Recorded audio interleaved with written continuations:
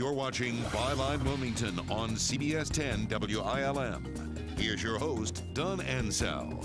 Today we're talking with two members of the New Hanover County School Board, the chair, Ed Higgins, school board member, Nick Rhodes. Yes. And we're going to move on to Title IX, somewhat of a controversial issue in New Hanover County.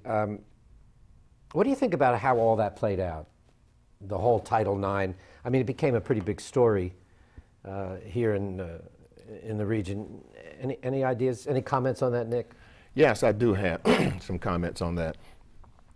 You may recall, well, if you are not familiar with athletics, Title IX was passed in 1972 because of discrimination against female athletes.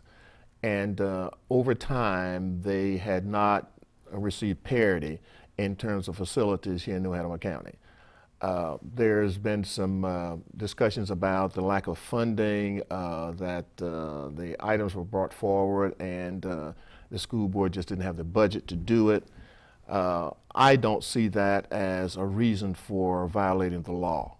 And the law said it had to be done. And there'd been some discussions about, well, we don't have money to build gymnasiums. Well, you can make some separate, equal facilities for women. Right, equal facilities for women and men. All right, look, I think most of our viewers are familiar, because we did have Joe Miller on about three weeks ago. I think they're familiar with the issue, the Title IX issue. But there was a rather contentious school board meeting with Athletic Director Joe Miller, where he was kind of, I don't know, called on the carpet maybe about the issue. Ed, you're one of the longest serving members on the school board. How long have you known about the problems with Title IX?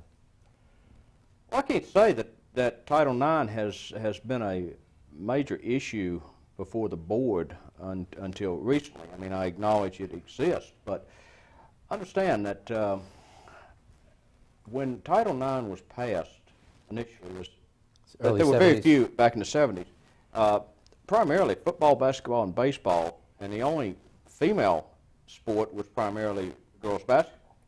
Since that time, volleyball and other sports have come into being.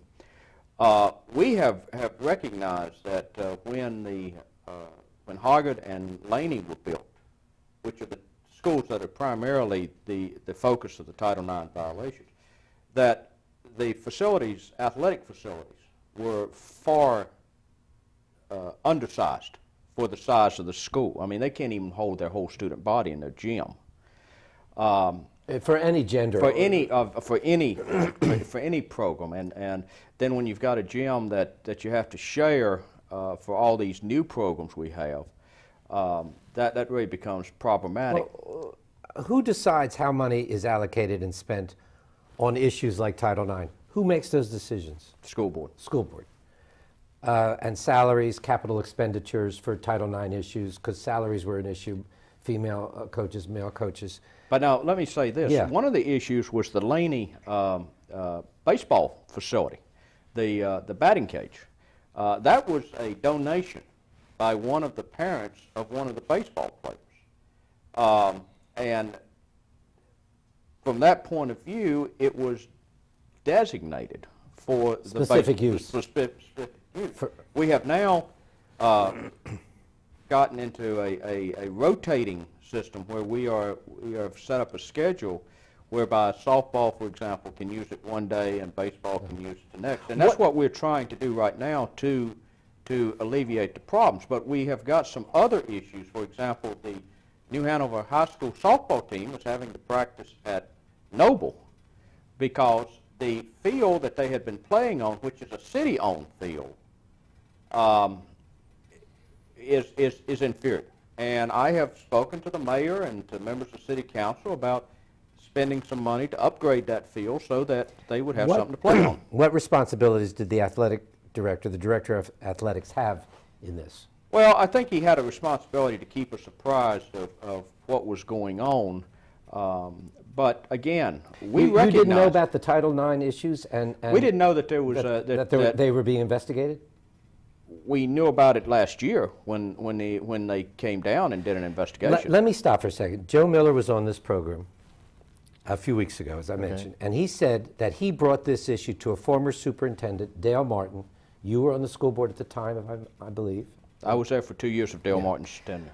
And Dale Martin told him when he brought this issue up to forget it. This is what he said on the program. And that the system would react only if and when it got caught. Well, I mean, I can't speak for what Dale Martin said or didn't say. I can only speak for what came to the board.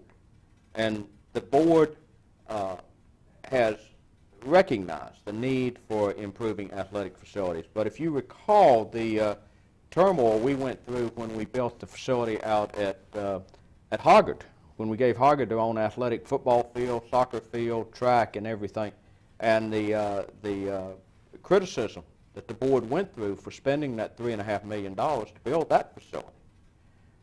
Again, we are trying to address it. Any comments on the resignation of Joe Miller? I don't know that he resigned. I think he retired. Well, he had to resign to. All right, we're talking about semantics.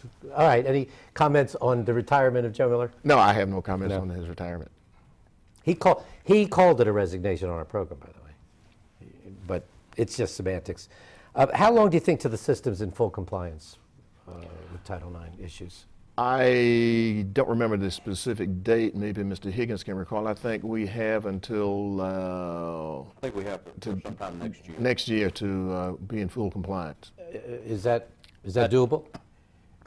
It's going to be durable. It's not going to be as smooth as some people would like. For example, as I said, I mean, New Hanover's going to have to go out to Noble because that's a better field, because at this point in time we have no athletic field that they can practice softball on presently. But just as we're having the issue over at Legion Stadium with New Hanover, and that is we now have girls lacrosse and we have girls soccer along with football and boys soccer and boys lacrosse, and the issue about how much use should New Hanover get to use Legion Stadium versus other uses of it. And that's a kind of an ongoing issue with the city. Yeah, and that's probably a whole other program.